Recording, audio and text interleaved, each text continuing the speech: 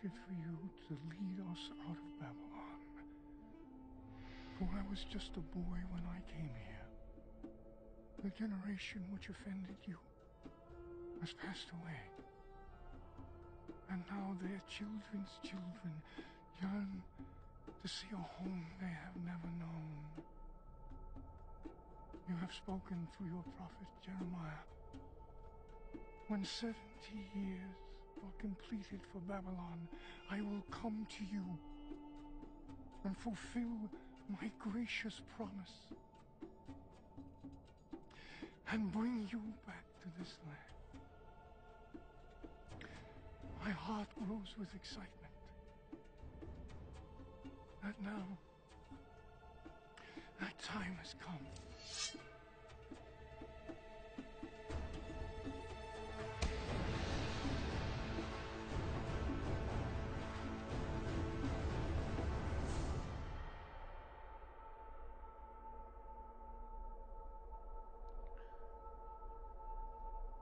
An old man who comes unbidden is often a fool. And less often come as assassins. Perhaps a foolish assassin. Forgive us, my king. Do you know whom you address? He's the king of Babylon, ruler of the four quarters of the earth, Kurush, in the old Persian tongue. He has seized by might of arms the birthright which would otherwise have been denied him. He is Cyrus the Great.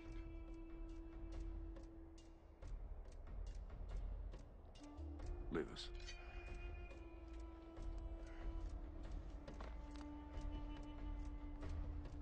Who are you, old man?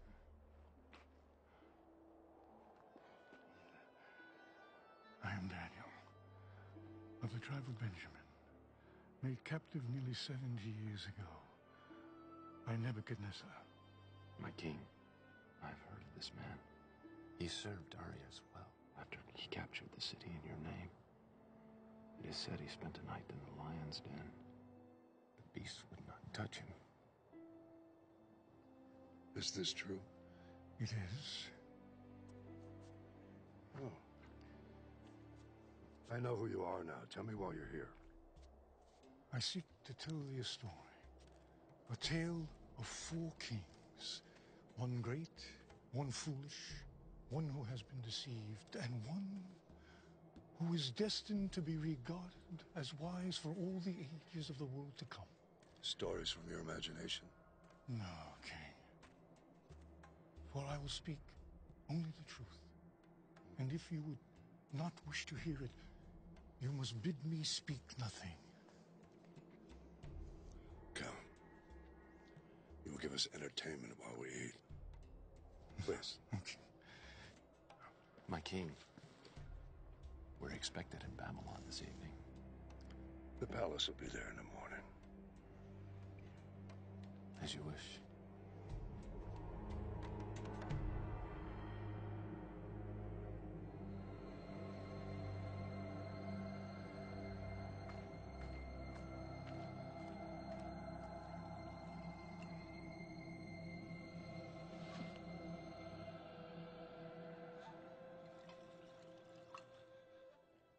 I cannot, O king. My king, the Hebrews eat and drink only their own food, which is prepared according to the rituals. To do otherwise, even from the hand of a king, is to defile themselves. You promised me a tale. Four, in fact. I delayed my journey to listen. I will hear them now. So be it, my lord. The first king I will speak of is Nebuchadnezzar, king of Babylon. When I was just a boy, he threw down the Assyrian Empire, my people's ancient nemesis. But the destruction of Israel's enemies brought us no relief, because in the 3rd year of Nebuchadnezzar's reign, he turned his gaze upon Jerusalem and besieged it. And the Lord delivered the king of Judea into his hand, along with all of his officers, nobles, and administrators.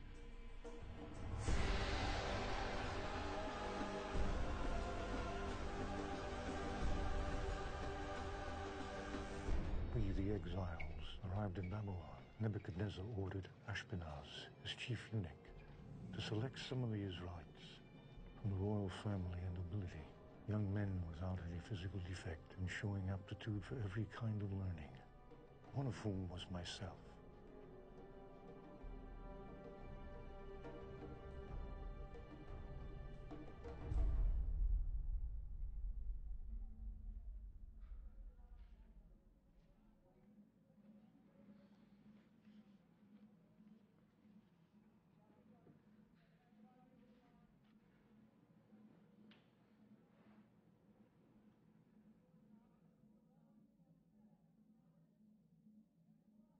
O Lord, Jerusalem has sinned greatly. Like a widow is she, once great among the nations, a queen among the people, has become a slave, her children captive before the foe. My eyes overflow with tears. For you, Lord, are righteous, yet we rebelled against your command. Comfort me, O Lord, comfort me and my brothers, and restore our spirit.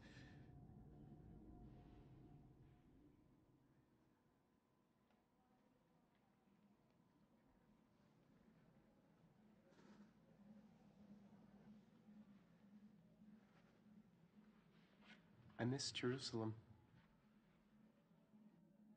As do I. I fear that we shall never see her again. Have faith, my brothers. I have only begun my studies, but here, the prophet Jeremiah, son of Hilkiah, has written that we shall serve the king of Babylon for 70 years. 70 years is a long time. As punishment for our sins. And even if we were to survive it, we would be very old. Very old indeed. You are summoned for your meal.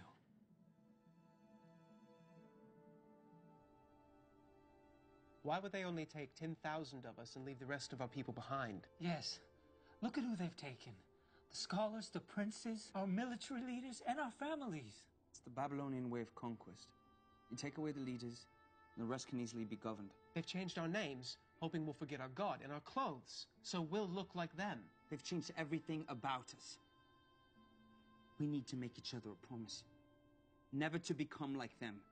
My brothers, such a promise is worthless, for we are but men.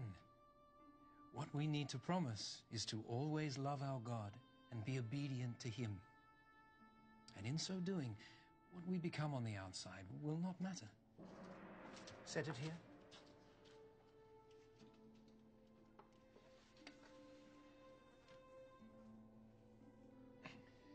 Lord Steward, please allow me to ask, what is this meat? Where is it from? And how was it slaughtered? The cattle are from the king's herd.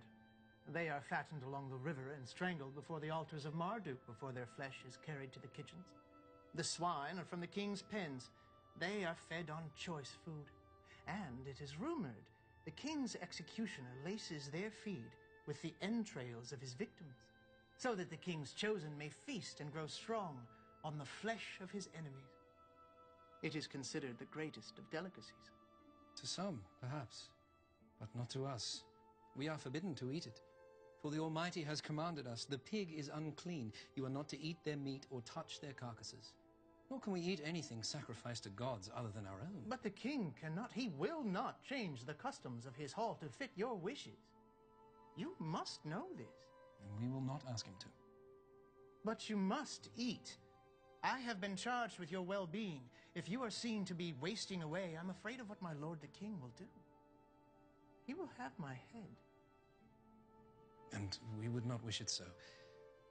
Therefore, put your servants to the test. For 10 days, give us nothing but vegetables to eat and water to drink. Then compare our appearance to that of the other young men who eat the royal food.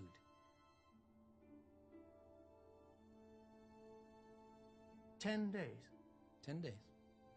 And if After that, your appearance is found wanting? Then we will do as you wish.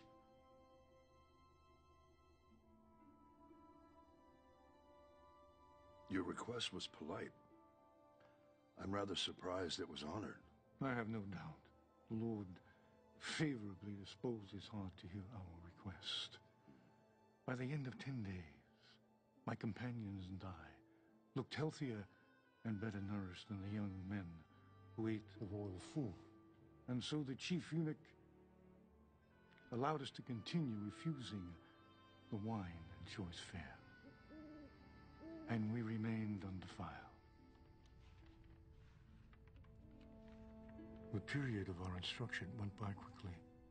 During those many years, we were living in a foreign land, speaking a foreign language, and living under a foreign king. But despite this, our hearts belonged only to God. And at the end of that time, my companions and I were presented before Nebuchadnezzar himself. The king's executioner, Arioch, will be in the chamber. If you are found unworthy, you will be executed on the spot. And so will I.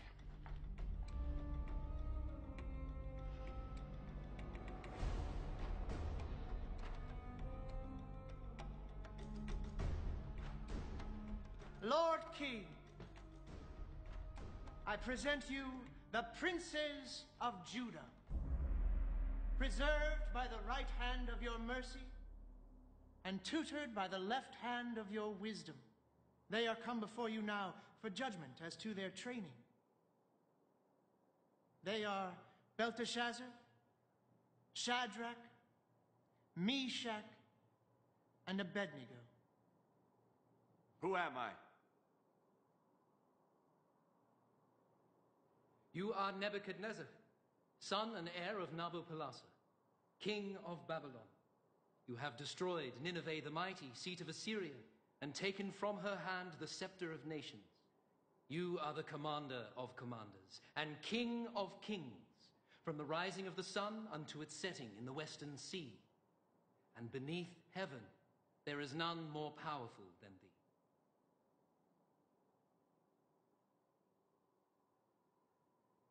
You, come forth.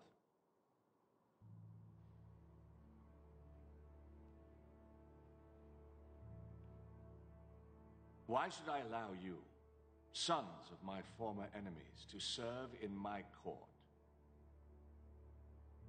Because you have spared the lives of our people, who were delivered into your hand. And because the word of the prophet Jeremiah has come unto us, saying, This is what the Lord God Almighty, the God of Israel, says to all those carried into exile from Jerusalem to Babylon. Build houses and settle down.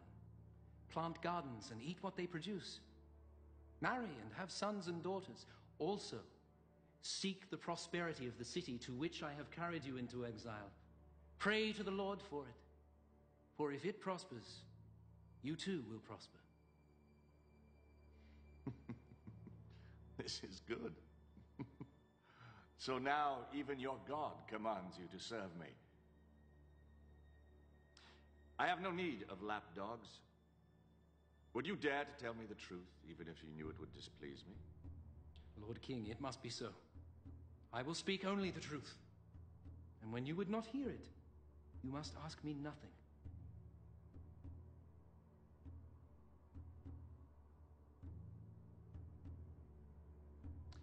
I pronounce them worthy. Have their names be written in the Book of the Wise.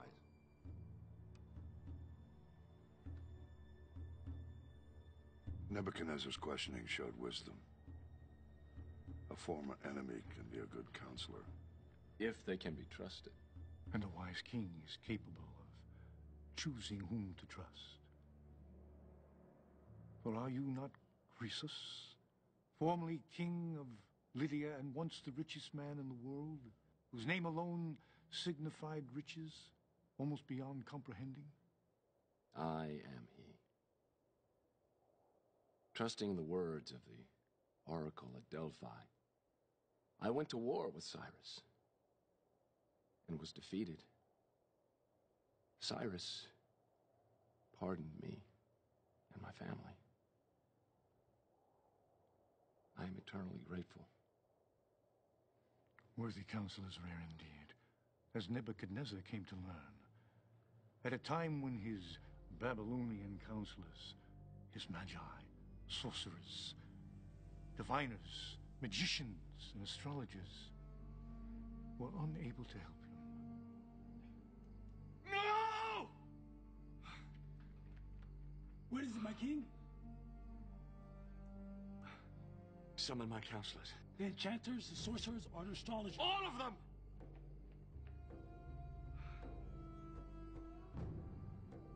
O king! Your wisest subjects have arrived. Command, and it is done.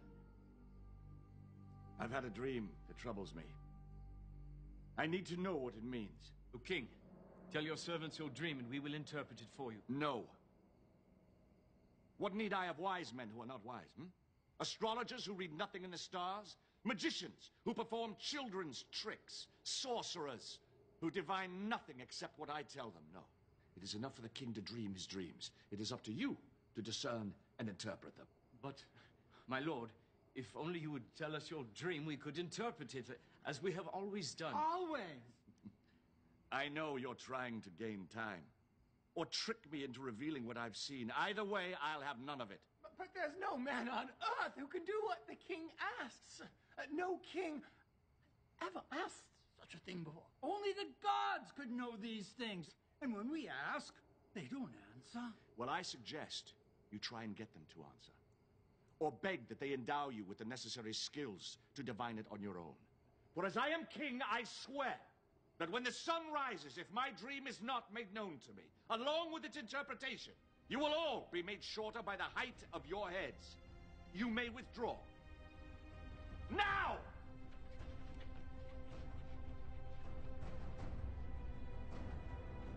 Lord Ashpenaz, is it true? It is. Why has the king issued such a harsh decree? Why don't you come along with me and ask him yourself?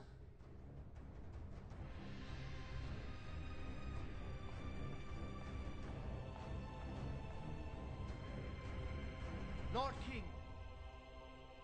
What? Belteshazzar requests an audience. Speak.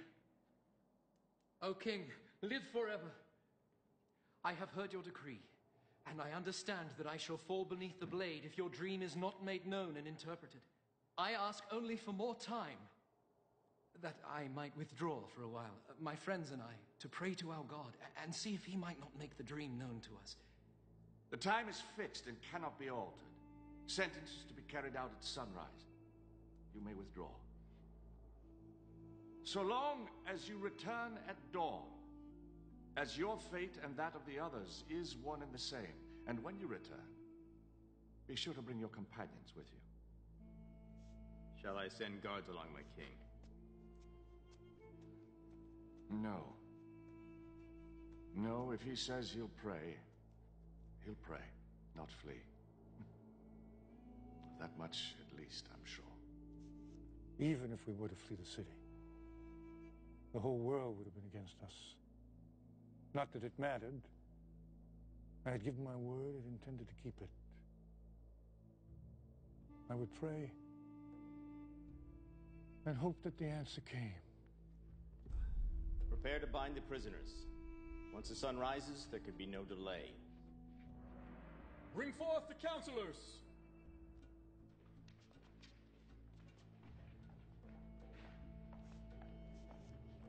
O king, live forever. O king, do not execute these men, I beg you. Belteshazzar, your death is upon you as well, unless you know my dream and can interpret it. I am. And I will. Praise be to the God of my fathers forever and ever. He gives wisdom to the wise and knowledge to the discerning. He reveals deep and hidden things and has made plain all that you have asked, for he has shown me the vision of the king. Then speak. As you lay upon your bed, O king, you looked, and there before you stood a large statue, awesome in its appearance, The head of the statue was made of pure gold, its chest and arms of silver, its belly and thighs of bronze, its legs of iron, its feet partly of iron and partly of baked clay. As you were watching, a rock was cut out, but not by human hands. It struck the statue on its feet of iron and clay and smashed them. Then the iron, the clay, the bronze, the silver and the gold were all broken to pieces at the same time, and the wind swept them away without a trace. But the rock that struck the statue became a mountain and filled the whole earth.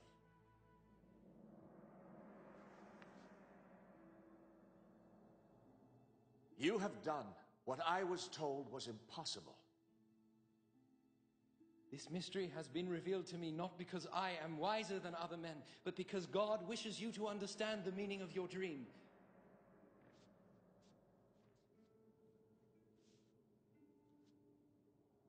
You know my dream, as if you dreamt it yourself. What does it mean? You, O king, are the King of kings. The God of heaven has given you dominion and power and might and glory. In your hands he has placed mankind. He has made you ruler over the nation, for you are the head of pure gold. After you, another kingdom will rise, inferior to yours. Next, a third kingdom, one of bronze, will rule over the whole earth. Finally, there will be a fourth kingdom, strong as iron, for iron breaks and smashes things to pieces. But just as you saw that the feet and toes were partly of baked clay and partly of iron, so this people will be a mixture and not remain united any more than iron mixes with clay. And in the time of those kings, the God of heaven will set up a kingdom that will never be destroyed. It will crush those kingdoms and bring them to an end, but will itself endure forever. The Almighty has shown the king what will take place in the future. The dream is true, and the interpretation is trustworthy. I am the head of gold? Yes, O king, you are the head of pure gold. Surely your God is the God of gods, the ruler of kings and the revealer of mysteries. Let this man be paid honor and present him with incense. Thus the king made me ruler over the entire province of Babylon, and at my request made Shadrach, Meshach, and Abednego administrators. King Nebuchadnezzar made an image of gold, 90 feet high. All were commanded to fall down and worship, and all did as commanded, except for 3. Live forever! A moment of your precious time. As your dutiful servants, we know the law, that when the horn sounds, we all bow down and worship your image. But these Jews, whom you have set over the affairs of the province of Babylon, pay no attention to you, O king. None. They neither worship your gods or serve the image of gold you have created. Nothing. Is this true? You refuse to worship my statue? O king, we do not need to defend ourselves before you in this matter. Really? Then you shall be thrown into the furnace, and no god will save you from my hand. If we are thrown into the blazing furnace, our God will defend us from it. And if he does not, we want you to know, O king, that we will not serve your gods or worship the statue of... Enough! You dare to defy me? Let the furnace be heated 7-fold. Bind them and cast them into the fire.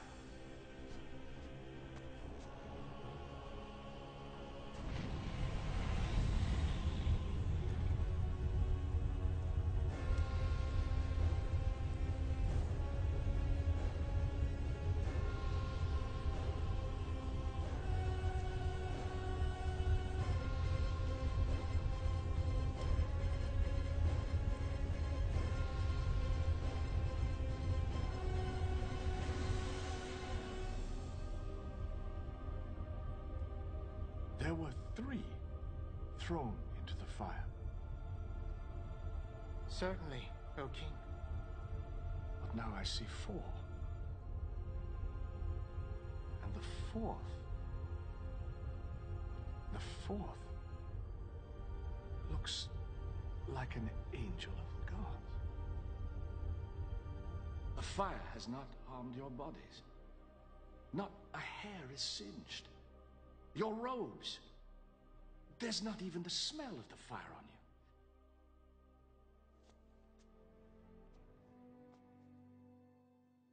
Praise be to your God, who sent his angel to rescue his servant. You trusted in him.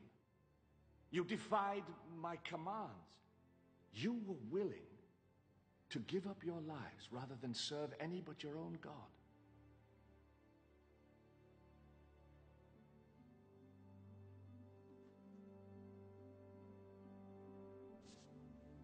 Therefore, I decree, any who speaks ill of the God of Shadrach, Meshach, Abednego will be cut into little pieces and his house turned to rubble. For no other God can save in this way. And for a time all was well, until Nebuchadnezzar's sleep was troubled yet by another dream. It seems like Nebuchadnezzar's life was rife with dreams and prophecies, much like my own has been. Before I was born, my grandfather, Astyages, was troubled by a dream where a flood, beginning near his throne, was overflowing the whole earth. When he went to his astrologers and his diviners for an interpretation, they told him that his grandson was destined to one day usurp him. So he sent his daughter Mendane in exile, and when a son was born to her, he conspired to have it stolen and exposed on a hilltop to die. But a shepherd, whose wife had recently given birth to a stillborn child, persuaded her husband to trade her dead infant for the living, and the shepherd raised the boy as his own. The king, upon being presented with the dead infant, repented of his crime. He didn't learn until 10 years later that the boy was actually alive, at which time he pardoned the boy and restored him to his rightful parents. And for a time, the matter was forgotten. Until one day, years later, when you marched into your grandfather's city at the head of your troops and seized the throne of Medea, taking the old man captive, and the prophecy was proven true. Old Astyages, he knew of the prophecy, but he was powerless to overcome it. As all men are powerless to prevent their fate, if the prophesizing be true. Listen then, as I tell of the prophetic vision that led to Nebuchadnezzar's madness.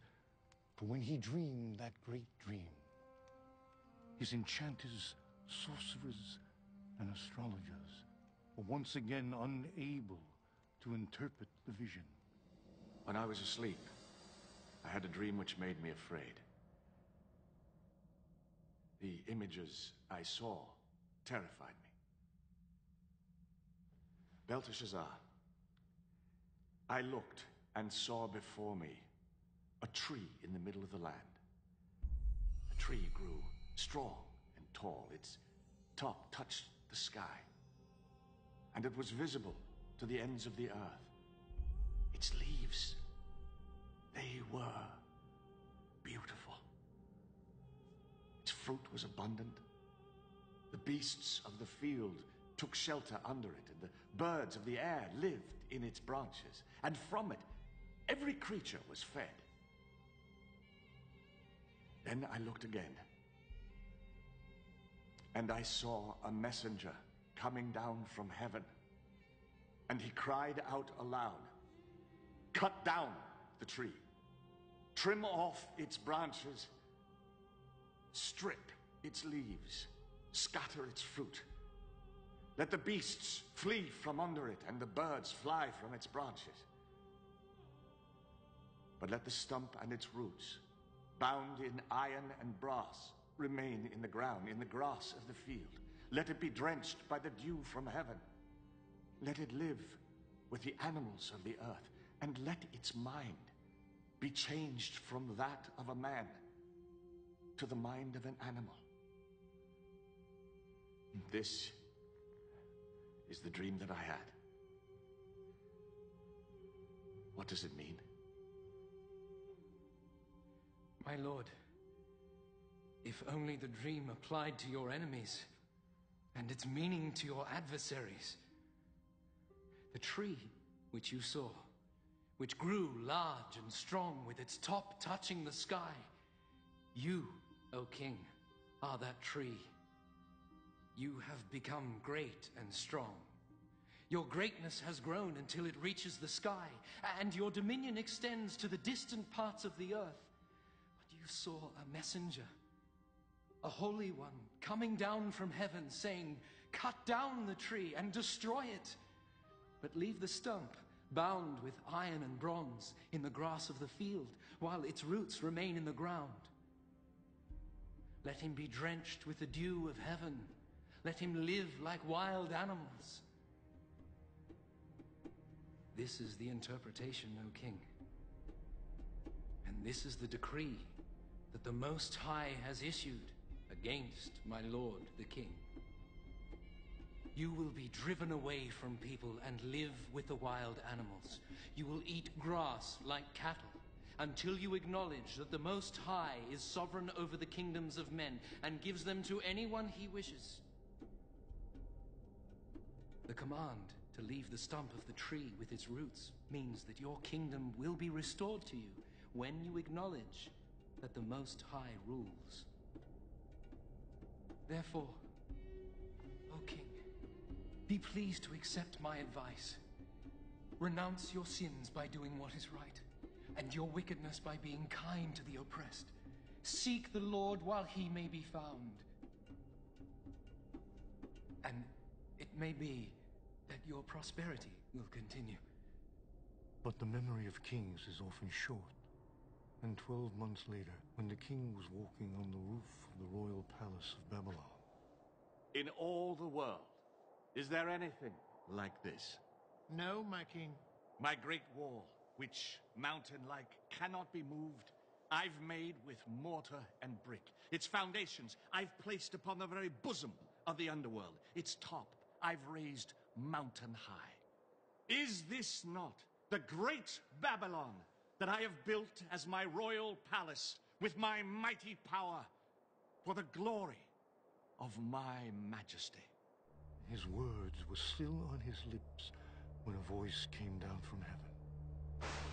Nebuchadnezzar, for your arrogance and your failure to give glory to the Most High, your authority is stripped from you.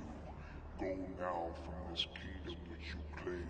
Your mind shall be reduced to that of an animal, and you will wander the land until you acknowledge the glory of God as above your own.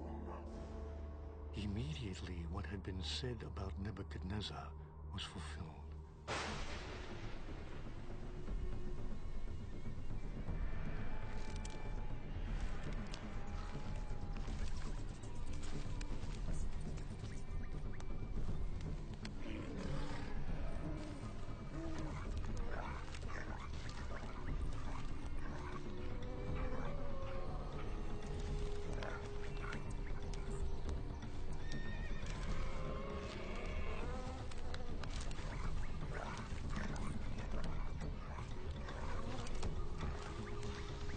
Greatest of those below heaven.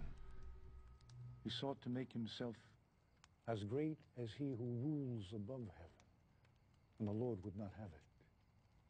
Because he insisted on being more than he was made, he became less than he was made. Because he aspired to be more than a man, he became less than a man. He became like the wild beasts. How did he survive, alone in the wilds? Even in his insanity, neither the lion nor the bear disturbed him. Though he wandered alone and unarmed, and slept naked in the places where they found their food. Because it had been prophesied that one day he would honor the Most High.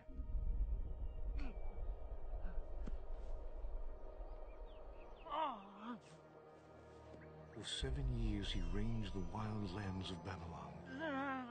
But it was not until the full time of his exile was completed that he turned his eyes toward heaven and declared, Praise be to the Most High. Honor and glory to him who lives forever. Rise, Nebuchadnezzar.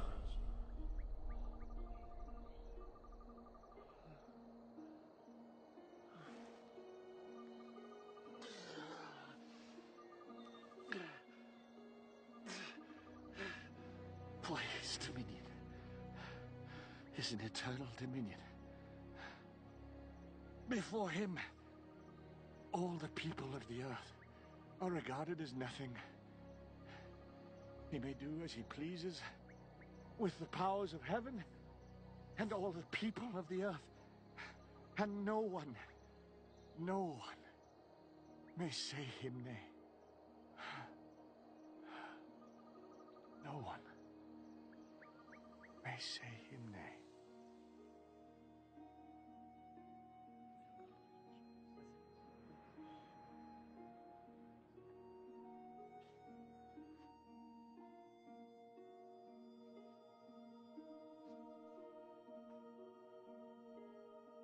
Beware your place, for I am not as I was. Let it be recorded that I, Nebuchadnezzar, do praise, exalt, and glorify the King of heaven, because everything he does is right, and all his ways are just. And those who walk in pride, he is able to humble. And so Nebuchadnezzar returned to his throne, but eventually he was gathered to his fathers, and a series of new kings came to the throne, none lasting more than a short time. You're about to tell about the downfall of Babylon, are you not? I am. Well, at last we come to the part of the tale where I have some knowledge to share. For though I had conquered from east to west, Babylon was the last to resist me, and I dreaded its siege. For Babylon's wealth had allowed her to lay in enough grain to last for years, and her towers, walls, and gates were so formidable that even untrained men could defend them with ease. Walls too high to scale, with parapets wide enough for chariots to patrol them, and a river-fed moat to cross before even getting there. It was enough to freeze the heart of even an old soldier such as I am. Then one night as I lay on the ground, courting sleep that would not come, a thought came to me. From whence it came, I do not know. Like some spirit of God whispered it in my ear. But the river Euphrates, which flowed down to Babylon, raised above its natural level, hemmed in by dams and dikes. But if dams were opened full and the dikes were broken, the river, which ran straight through the heart of the city, would fall to nothing. An army poised and ready to strike could march into the city on its dry riverbed, underneath the gates designed to repel ships when the river was at its normal level. And I suddenly realized I've been given a key to defeat the mighty Babylon.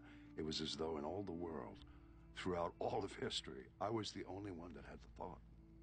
All it required was the right moment to act.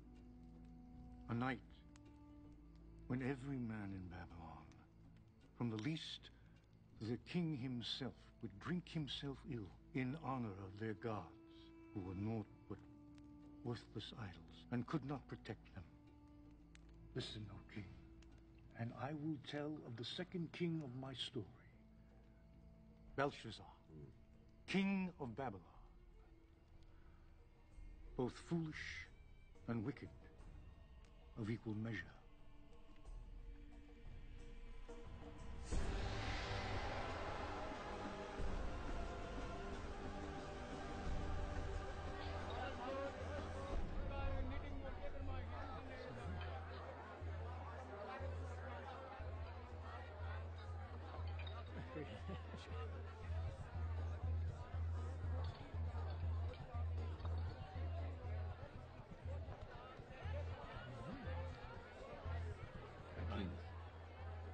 Enough! We still have our threefold walls with their battlements. And within our granaries, we have grain enough to endure a siege of 10 years. Our watchmen have seen the Persians digging, my lord. They seem quite concerned about this, my king. Yes, yes, they will look to build a siege ramp against the city. But first, they must build a causeway across the moat. That alone will take months. In the meantime, let us feast and toast Marduk, the patron god of Babylon. Marduk!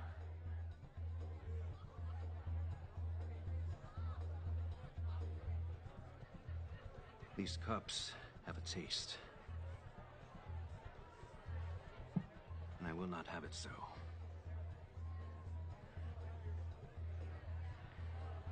Bring me the golden vessels from the Temple of Jerusalem. But my king, is it wise to use the vessels? My king, these cups are considered sacred. Are they not, my king? Perhaps in Jerusalem! By that pathetic desert deity of Judah. But here they are spoiled for our gods. And they would have me use them as I see fit. Bring them!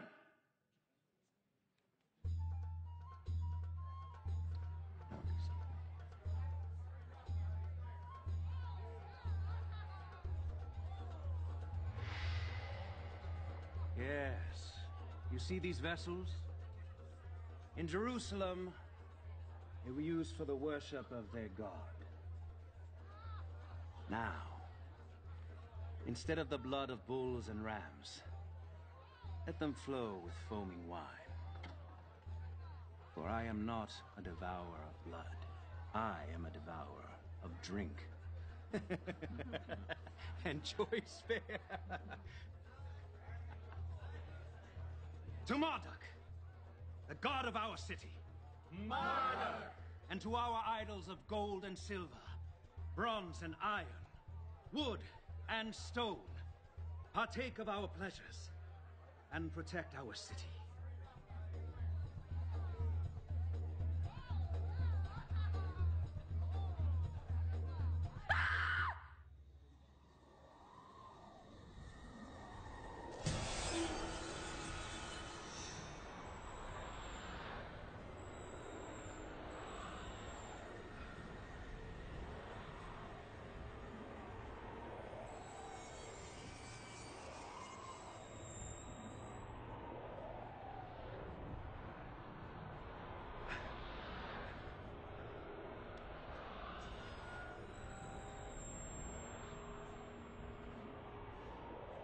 Whoever reads this and tells me what it means shall be clothed in purple and have a gold chain placed around his neck and be made third highest ruler in the kingdom.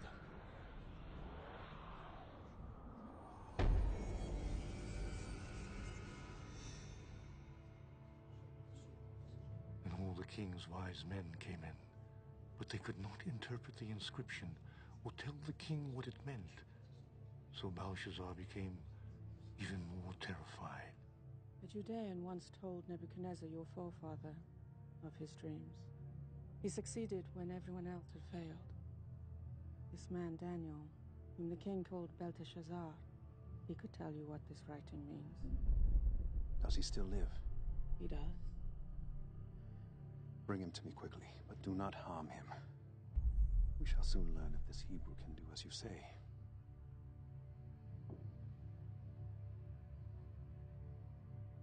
Nothing, it would seem, is too sacred not to be profaned under the influence of wine. Nothing, King.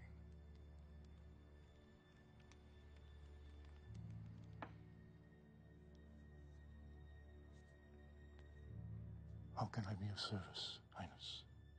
Are you Daniel? One of the exiles my father brought back from Judah? I am he. I am told you are able to give interpretations and solve difficult problems. If you can read the writing on that wall, you will be clothed in purple, have a chain of gold placed around your neck, and be made third highest ruler in the kingdom. Long ago, I told your forefather, Nebuchadnezzar, that I would speak to him only the truth, and that if he rather not hear it, he should ask me nothing.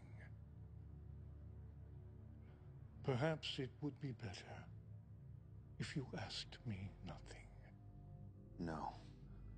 It is unseemly for a king to be baffled by a message in his own hall. No human hand has scribed it. No other tongue can interpret it.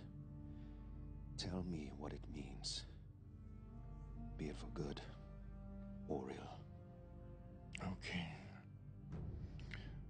The Most High God gave your father, Nebuchadnezzar, greatness and glory. But when his heart became arrogant, he was deposed from his throne and stripped of his glory, until he acknowledged that the Most High is sovereign over the kingdoms of men. Even though you knew all this, you should have appealed to him. Instead, you set yourself up against the Lord of heaven. You had the goblets of his temple brought to you and praised the gods of bronze and iron, wood and stone instead of him. These vessels were made for the service of the Most High, and you have used them to pour wine for your harlots. Would you humble the Almighty by desecrating his possessions? Would you bind him like a captive and beat him like a slave? Would you pluck out his eyes and have him beg for scraps of food beneath your table? This you would do if you could, and the Almighty knows it. This is his answer to you. The Lord God will strike you down like an enemy, for he has bidden his angel to unsheath his sword. These, then, are the words he has written. Mene. God has numbered the days of your reign and brought it to an end. Tekel, you have been weighed in the scales and found wanting. Parsin, your kingdom is divided and given to the Medes and Persians. This very night, your life will be demanded of you, and before the sun rises, your flesh will grow cold. Thus saith the Lord, your line is ended, your rule is over, your kingship is no more. Is there nothing to be done? No. In your arrogance, you have doomed not only yourself, but your house, your line, your inheritance, your city, and your kingdom. Choose now where you will spend your last few hours. But knowing your fate, who now will love thee? Who now will fear you? Will the least of your slaves comfort you? Or will they desert you, seeking to avoid the fate which is yours?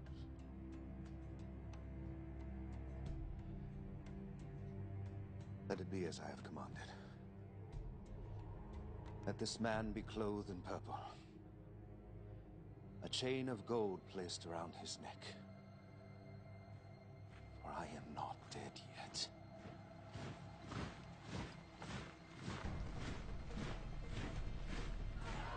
All hail King Darius!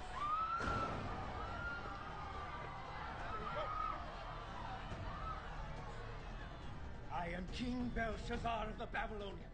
Unhand me! Surrender or die! Never!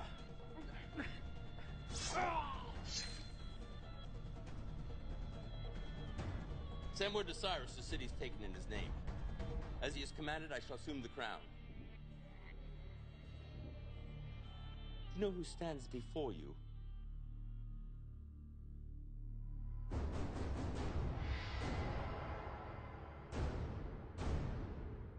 You are Darius, a Mede-Persian, uncle and father-in-law to Cyrus, who has, by stratagem, taken this city.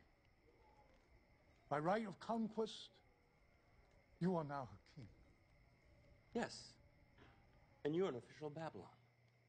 Why should I not kill you? It is true I served Babylon in the days of Nebuchadnezzar, whom I served truly and well. But her latter kings I did not serve until tonight. How is this possible? It is a reward for letting Belshazzar know that you were about to take the city. Who told you? Have we a traitor in our ranks? It was revealed to me by my God, who sent his angel to scribe the writing on that wall. It is true.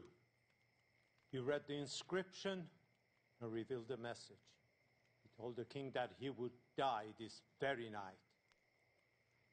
Though brought here as an exile in my youth, by birth I am a Hebrew, from the kingdom of Judea, and I serve the God of my forefathers. The Most High reveals to me what he sees fit. Am I to believe your God revealed my coming to you? If I was to lie, would this be the lie I would choose? Who else could have revealed your deepest secret and known ahead of time that you would succeed, or known with certainty that you would slay Belshazzar? And how could you have done so if the Lord had not decreed it? For is it not by the hand of the Most High that both victories and disasters come?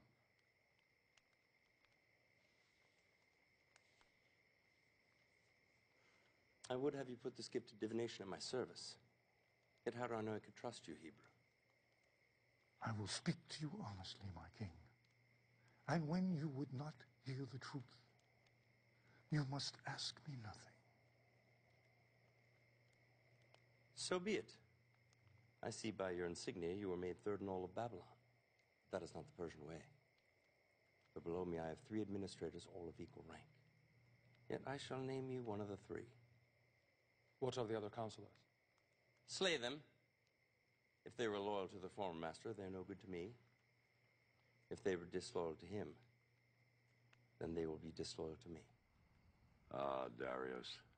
He's twice my uncle, by blood and marriage, and serves me well as co-counsel to my empire. As it pleased Darius to appoint 120 satraps to rule throughout the kingdom, with administrators above them, one of whom was me. But before long I so distinguished myself that Darius planned to set me over the whole kingdom. Which would cause great envy among the others. Yes, O king. So they called a meeting in secret to plan for my destruction.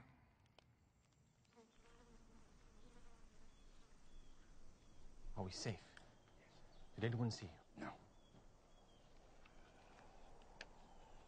Why are we meeting so far from the city? Do you think it would be wise for this meeting to be overheard by anyone? Are you sure you weren't followed? Not unless whatever's following has wings. We don't have much time. Daniel being put over us, if we allow it to stand, means our demise. Once he is in charge, he'll be looking into everything we do. Perhaps we should eliminate him. How? A hunting accident. He doesn't hunt. A sudden illness or a drowning. Who would believe it? Maybe we can ensnare him. How? There is no corruption in him, nor any negligence. He is as diligent as he is skillful. There must be some way. He claims he's so effective because 3 times a day his heart inclines to the city of God. There's a spirit of excellence in him. In every test he has proven faithful. No one is that honest. On the contrary. I had a man try to bribe him once, and a very generous bribe at that. He would have no part of it. Such a man is dangerous. How long before he learns that we've been generous with ourselves and covered the thefts with false accounts? We'll never be able to find any basis for charges against him unless it has something to do with that god of his. That invisible god of his. No altars, no shrines, no idols, laying claim to every good thing, yet somehow not responsible for the bad. I've seen him, praying before his window, on his knees facing Jerusalem morning, noon, and night, always the same. And perhaps we need to make him stop. He won't do it. Then perhaps we need to make sure he continues. You say there is nothing anyone can do to stop his prayers? No, nothing. What if the penalty for this devotion of his was death? If we could forbid his prayers for an entire month under penalty of immediate execution? Don't be ridiculous. He'll just stop praying. No, he won't. I know him. He can't keep himself from praying to that god of his for 1 day, let alone a month. Well, I still don't see how it'll ever work. The king knows that Daniel and his people pray continuously, and only to one god. Which is why we need to disguise our purpose. More fitting testimony to your honesty could not have been made. Had there been any infidelity in your record, they would have discovered it. Indeed, they could find nothing amiss in my work, either willfully nor through negligence or lack of care. So they tried to trip me up with my prayers. But since worship of the Most High was not prohibited by the laws of the realm, they had to conceal their purpose, like poison in a cup of honeymead. O King, it has come to our attention that there are those among your subjects who still cling to the old gods of Babylon, in the hopes that their line of kings may yet be restored. And have not submitted to your rule. Who are they? That I may bring them before me and destroy them. It is not that simple of a matter to detect them, O king, for they are devious and work to hide their treasonous thoughts. And have you come before me without a plan for discovering them? We would dare not do so, O king. Indeed, we have labored to construct a plan whereby the loyalty of all may be tested. Then speak of it. If, O king, you were to issue an edict that none in Babylon, nor anywhere in the empire, may pray to anyone, be it to God or man, except to you for a period of 30 days. But what of the gods of Persia whom I serve and obey? Well, you alone, O king, would be free to pray to them and offer them sacrifice. You would stand as a priest before all the peoples, and in this way ingratiate yourself to the gods themselves, because for an entire month, all of their worship would come from you. Thus, their worship will continue through you, and the old gods of Babylon will be starved for worship, lessening their power. How would you enforce such an edict? No one would be allowed to go before any altar or shrine for the entire period, except for you. And anyone found violating the decree would be thrown into the lion's den before sundown on the very day of the offense. In this way, their treason would be discovered and eliminated in a single stroke. I approve your plan. I, Darius, command it be made so. In anticipation of your approval, O king, we have taken the liberty of drafting the edict and bringing it along. Well done. Bring it here that I may fix my seal.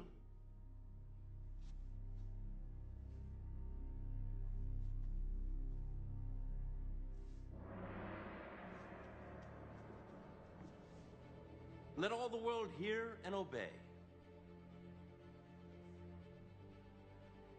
So Darius found no need to consider it further. Darius had a great deal of experience as a soldier, but very little as a ruler. until Babylon fell. One sign. The order could not be changed. Let every order be upheld, for the law cannot be countermanded, and the laws cannot contradict themselves. Let each law be fixed, unchangeable, for the king cannot err, and once a law is written, even the king himself cannot change it. Such is the law of the Persian. Daniel! The king's seal is barely dry. Already you have defied his law. You made your choice. You chose your God over your king. Take him away!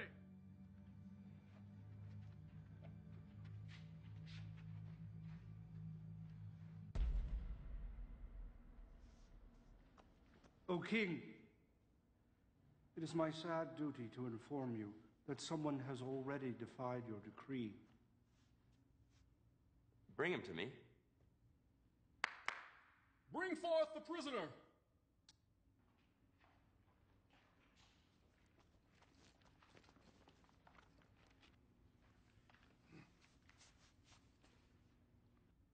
Daniel, he is one of the exiles from Judah. He pays no attention to you, O king, or to the decree you have put in writing. He still prays 3 times a day. What sort of foolishness is this? Daniel's my chief advisor. No one is above the law. Yes, sadly, O king, no one is above the law. Bring forth the tablet.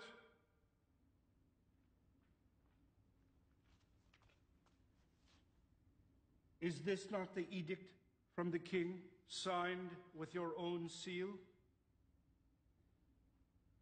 Let it be known that for the next 30 days, anyone who prays to any god or man other than Darius the king shall be thrown into the lion's den on the same day the offense is discovered.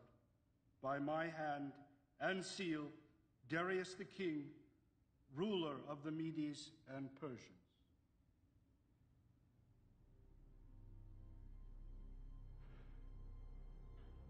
Call my counselors together.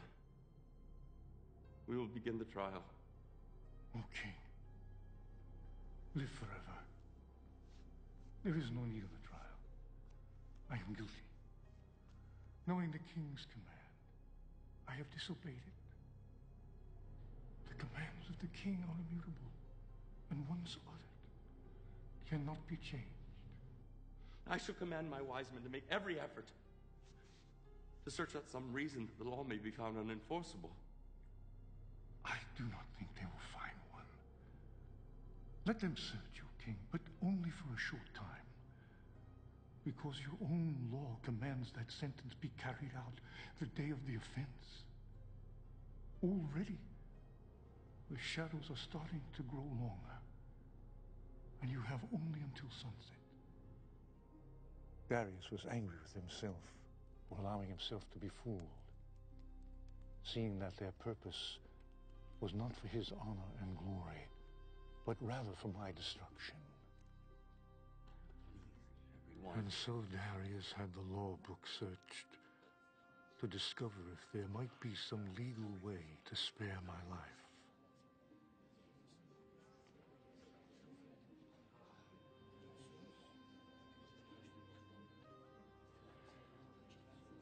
It is as I expected. Why didn't I consult you before passing that accursed law? Now I'm forced to abide by my own decree. A king who will not enforce his own laws cannot be a king. Your enemies know this and use it to their advantage. Do not grieve, O king. The Most High does not want you to deliver me. If he grants me deliverance, it will be by his own hand, not yours. It is a privilege he reserves unto himself.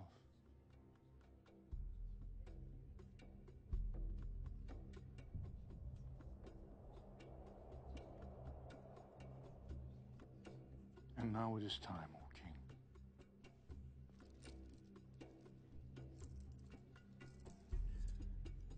That I may not break your laws a second time. I will walk with you, Daniel. One last time. As you wish, O king. For those who have schemed to bring about my death, I will say only this. My forefather Abraham came from this land, and the Most High said unto him, I will make you into a great nation. I will bless those who bless you, and whoever curses you, I will curse. They have surely cursed me, and may yet live to reap the fruits of that curse.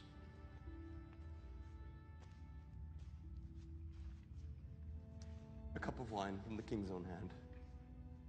I cannot drink it, O king. It is blessed to your gods, not mine. Not so, Daniel. I have gone to your people and asked for wine which was blessed by them. From the cup I have poured no libation. One last gesture of friendship. My king.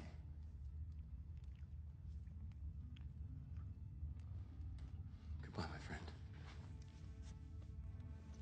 Farewell, but perhaps not goodbye. We have yet to see what the dawn will bring.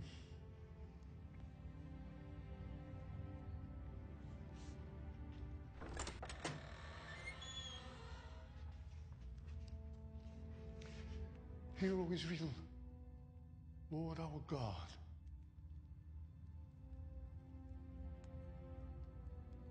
The Lord is one.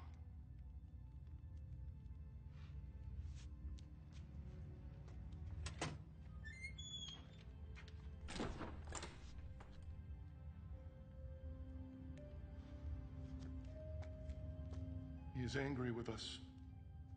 It will fade. By tomorrow morning, Daniel will be a distant memory, and the king will need us again.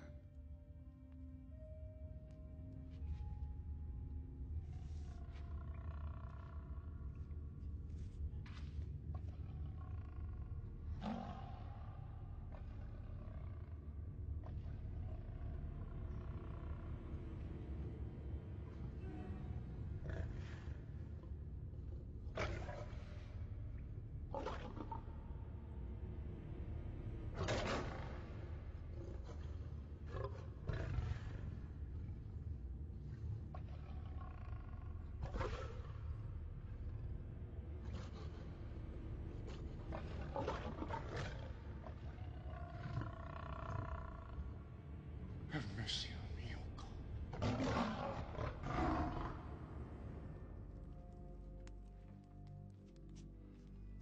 No, take it away. All of it. Tonight I honor Daniel in silence and with fasting. Now leave me!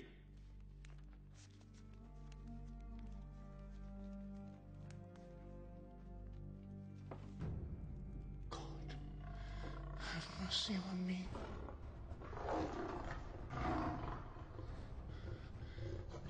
In you my soul takes refuge. I am in the midst of lions, surrounded by ravenous beasts, whose teeth are spears, whose tongues are sharp as swords. I call upon your name, O Lord. From the depths of the pit, hear my plea. Come near. You say, do not fear. O Lord, take up my case.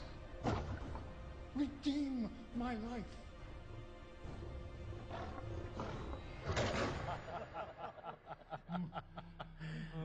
A divine plan, my friend. A toast to the lions who show no partiality to a Hebrew over any other man.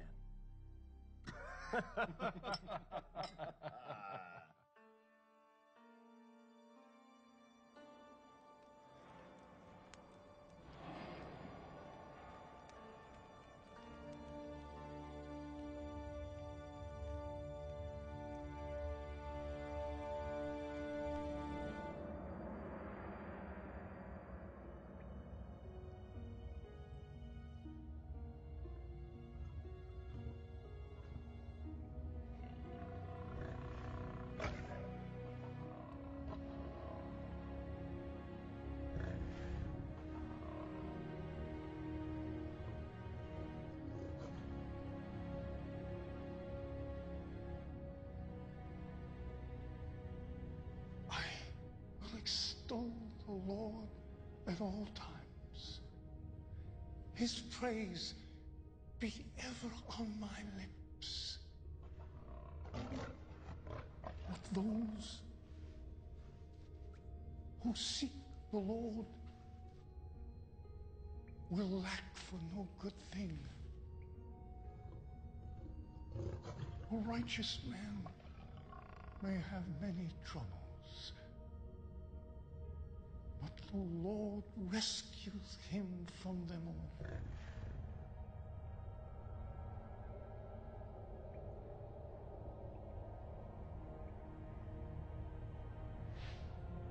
You have rescued me from the mouth of lions, and I will declare your name to my brothers in the congregation. I will praise you. Out of my way! Daniel, servant of the living God. Has your God been able to save you?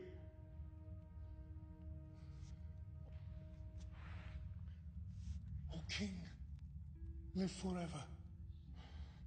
My God has sent his angel, and he shut the mouth of the lions.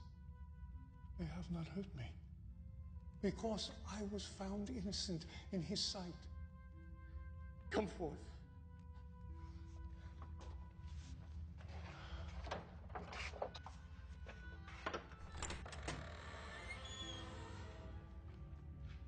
Behold, there is no sign of wound on him, for he has trusted in his God. Surely your God is above all men, for while you were in the lion's den, you were in his hand. How much must the man pay if he steals another man's treasure? With his hands, perhaps. But what if that man who is robbed is the king, and the treasure is prized possession? Is there any penalty less than death which will do? If so, speak now and let me consider it. But, O King, he is a Hebrew. Why should you put such trust in him? This Hebrew is the greatest treasure I possess. He speaks to his God, and more importantly, his God speaks to him. You have deceived me as to your purpose. You fashioned my own words as a snare about my feet, knowing my edict could not be reversed. But the living God, the God of Daniel, has delivered him out of my hand. For 6 days they have hungered, but today they shall feed. No, no, no, no, no!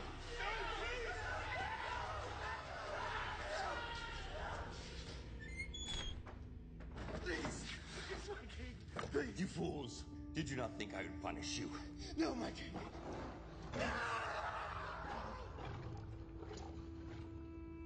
They have spread a net for my feet.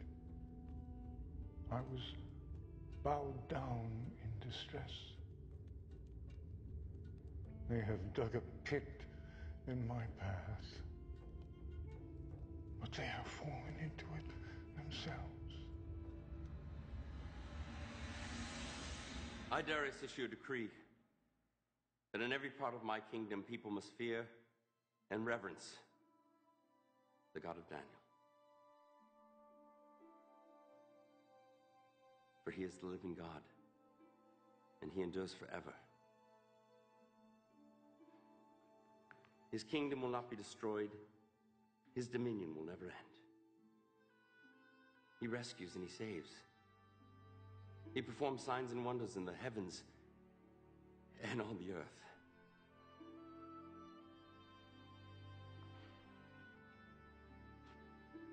He has rescued Daniel from the power of the lions.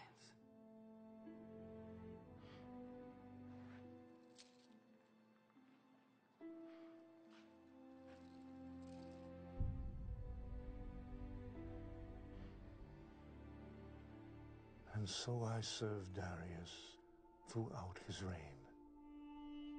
However, my heart still longed to see Jerusalem.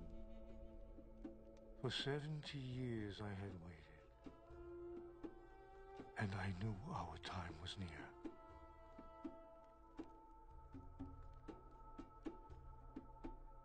Lord,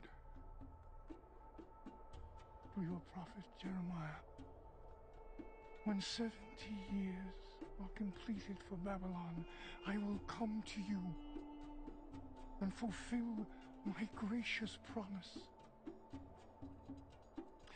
and bring you back to this land. My heart grows with excitement that now that time has come.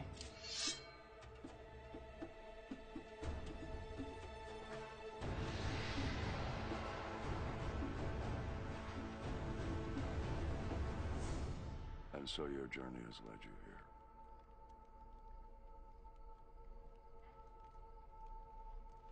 You've spoken of three kings, Nebuchadnezzar the mighty, Belshazzar the foolish, Darius, who was deceived.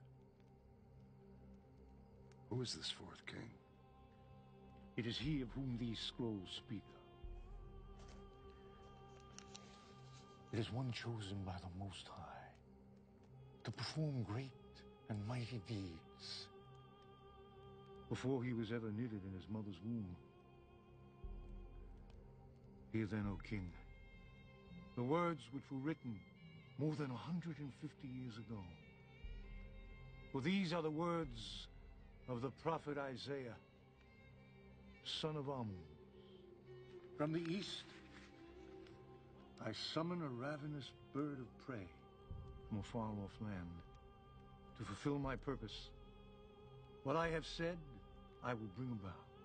What I have planned, that will I do. A bird of prey. The Lord's chosen will carry out his purpose against Babylon. His arm will be against the Babylonians. He pursues them unscathed by a path he has not traveled before. True. I've never saw the regions of the Euphrates, or further westward until I came in conquest. And yet you chased your enemies uninjured. They had no power to rally. You were not led into ambush. And you were safe as far as you chose to pursue them, were you not? It's true.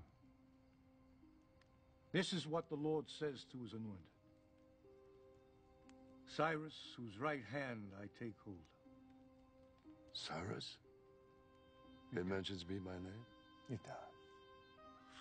To Cyrus, whose right hand I take hold of, to subdue nations before him and to strip kings of their armor, to open doors before him so that gates will not be shut. I will go before you and will level the mountains. I will break down gates of bronze and cut through bars of iron. I will give you the treasures of darkness, riches stored in secret places, so that you may know that I am the Lord, God of Israel, who summons you by name. And when you captured Babylon, their treasures were the richest in the world, were they not? Oh, indeed they were. And Croesus will testify. Yes, quite the most magnificent. O king, if I may. Please continue. Cyrus, for the sake of Jacob, my servant, of Israel, my chosen, I summon you by name and give you a place of honor. Though you do not acknowledge me, I am the Lord. I will strengthen you, though you have not acknowledged me, so that from the rising of the sun to the place of its setting, men may know there is none beside me. I am the Lord. There is no other. And do you understand that the Most High has the power to raise up kings and to throw them down? Yes, I do. I profess it. And that you, O king, like a polished arrow, hidden in the quiver of the Almighty, carefully preserved for its day of use. Yes. How was to explain my unlikely birth, or my survival, or successes? How else might it be explained? All my life, I had always thought of myself as favored by my gods. Is it possible that I've been favored by yours? You have answered your own question, O King.